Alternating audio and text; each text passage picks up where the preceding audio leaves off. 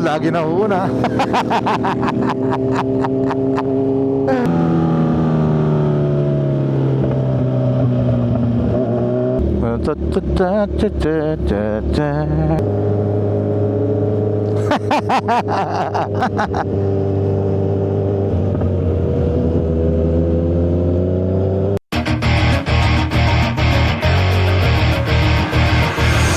Ito yung sinasabi ni Torky na, I'm so sorry my dear neighbors. Hindi ko matatakpan kasi kung isa lang isa lang ang muffler. Dalawa ang muffler nito. Tatakbo natin kahit malamig. Doon natin sa labas magpa-heating.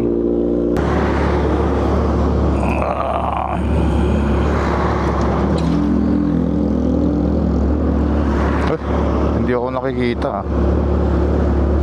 Hindi ko alam kung anong itsura. Anyway, parang mataas. Parang yan na lang. Yan.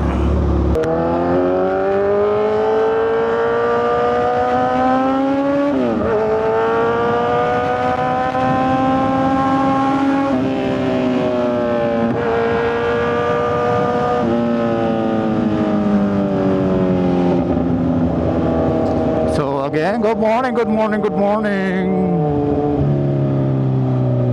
At ngayon ay 24 ng umaga, December. So, may year-end ride ngayon ang Chapsoy. Kaya tayo ay pupunta ng Tanawan. Doon kami magkikita-kita sa may Rendezvous Cafe sa Tanawan. At ang ating muffler ay pang New Year na to. Maaring next year na natin mai-ride itong ating motor dahil medyo magkakabisi tayo within this following week after ng Christmas. Kahit sa sa bukas maaari 6:22 na ng umaga. And here we go. Ang Ducati Scrambler ni Labage. So andito na si Pauling. And ride out na kami papuntang Balete. Hindi pala ako magkasya.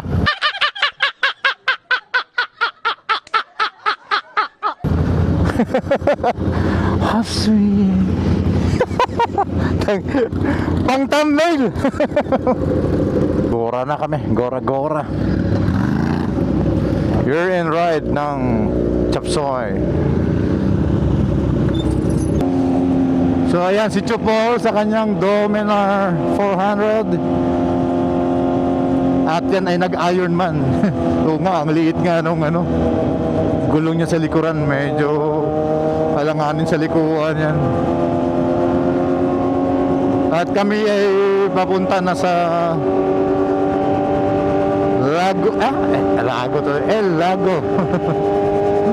El Lago sa may Balete. At nauna na yung dalawa. Si Roberts sa kanyang Scramble 400. Scramble. Ano yun, itlog?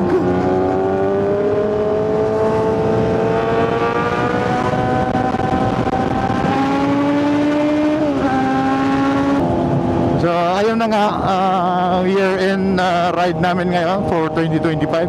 So today is December 24 and it's already 7:17 in the morning. So naghintay tayo doon sa may Rendezvous Cafe sa may Tanawan.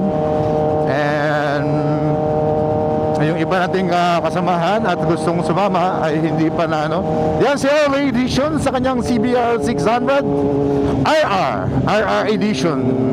RR Edition si Oli RR. So papunta tayo ng El Lago dito sa may Balete, Batangas.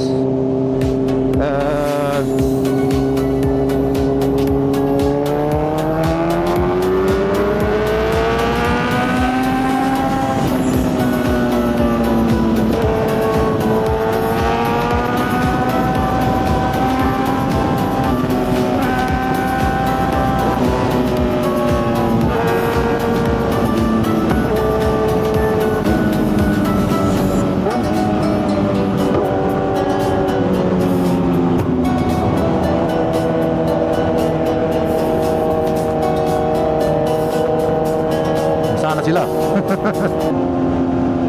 Nangangamoy clutch ah. At medyo matraffic sa may unahan.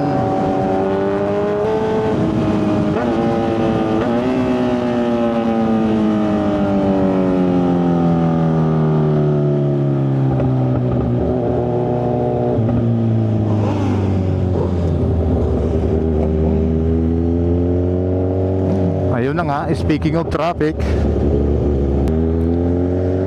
Pamalbar pa lang kami at traffic. So apat lang kami for the meantime.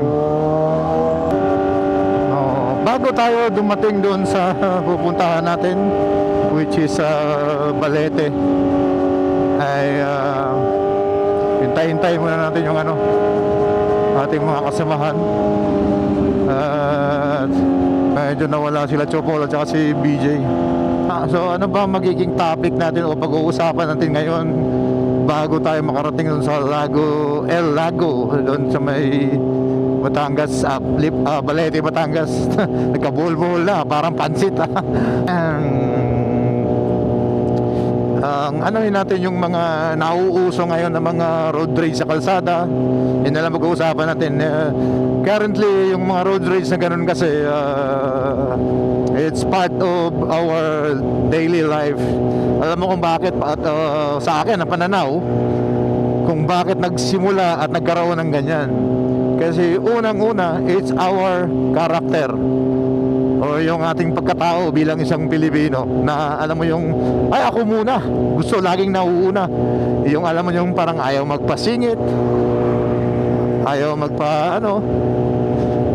tawag nito, yung parang ayaw magpalamang.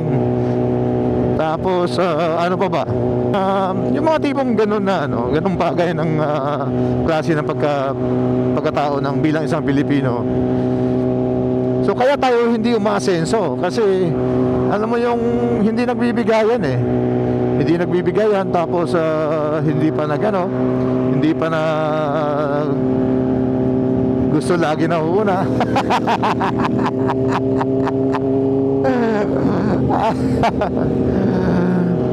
Yung mga ganong character traits na meron ng isang Pinoy. So literal na, parang literal na Pinoy. Tapos samahan mo pa na yung pagdami ng ating mga sasakyan, walang nababawas na sasakyan. Tapos padagdag ng padagdag, kaya dumadami yung sasakyan sa kalsada. Tapos isa pa rin dyan is yung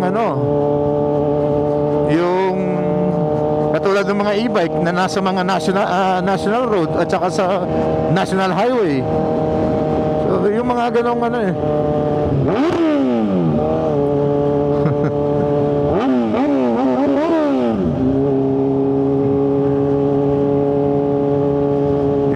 ganong karakter ng isang Pinoy. Marami tayong mga rito, mga tropang tropang taga Slex, Startol pala. So just like that, nandito na tayo sa Startol exit ng Balete, at Chichopol ay wala pa. At hihintayin muna natin yung ating mga ibang kasamahan na wala pa. Ayan na si Chopol, dumating na. Yung mga ganong klase ng isang or bilang isang Pilipino, kung hindi yan mabago, ay walang mangyayari sa ating bansa. Kasi talagang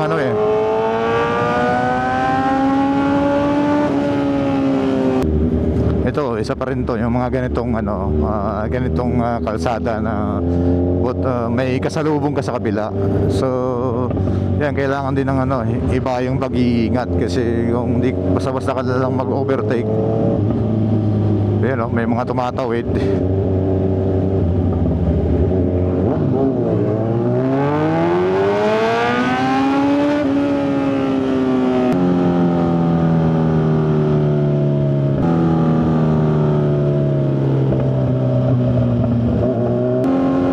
Tayo bababa na dito sa Balete.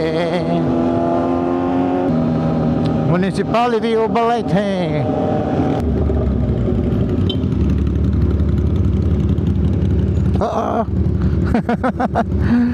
Matutumba ka pa. Oo, may graba pa naman.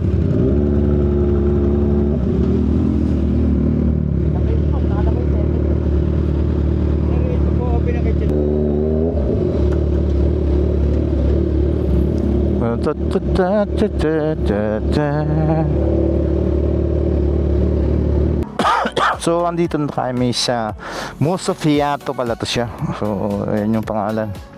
Alright. Woo! Ganda. Diyan kami nilibre ni Jonel ang boat ride. Wala ka ba nun? Wala. Si Relly yun. Si Ren, hindi ko alam kung kasama ka niya Ren. Wala. Si Vincent. Hindi pa ako nakarating dito. Ngayon pa lang. So sana tayo. Ito, ayun, dito. Hinukay nila yung lupa dito, yung lawa, tinutuloy yung lalaway. Oo.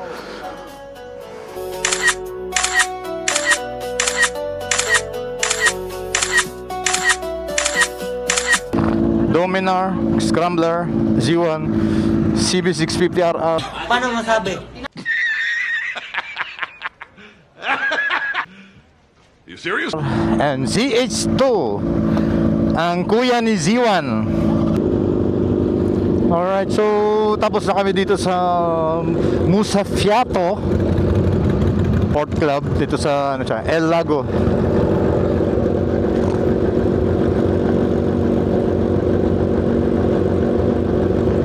Dito sa El Lago, sa may Balete. Ayun, nadali na. Yung aking helmet ay hindi hindi nakalak. Sabi ko na nga ba hindi nakalak. So ride out na kami. At last nakaride na rin natin si Doc Ben. At medyo umulan-ulan dito at umaraw na rin.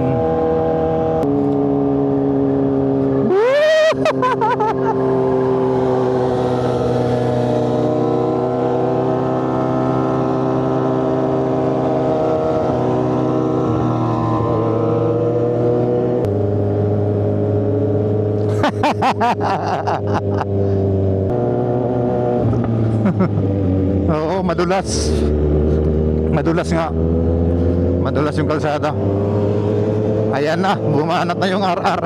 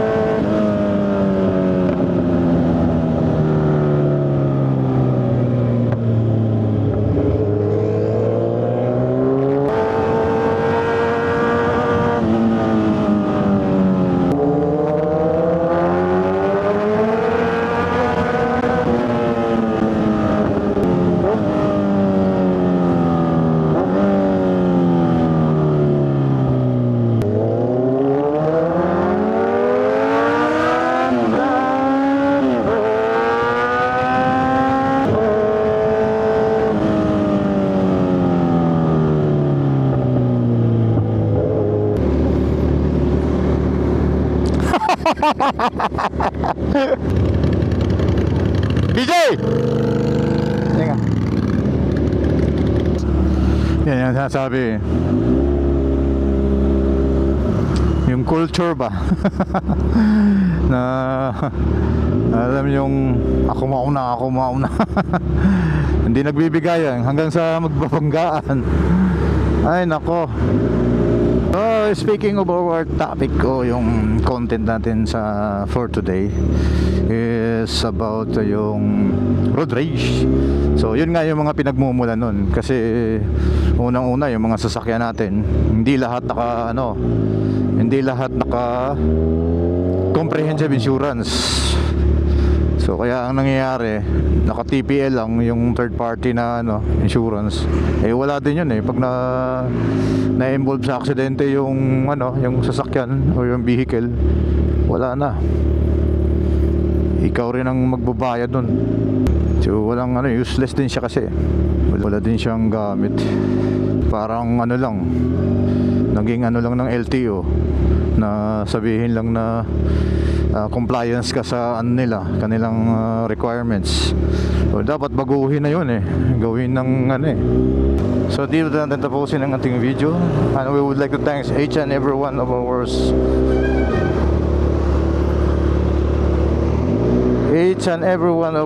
followers and subscribers. At ito si Ricker na nagsasabing Klabush, Klabush. Paalam, hanggang sa muli. Kanina ka pang hindot ka.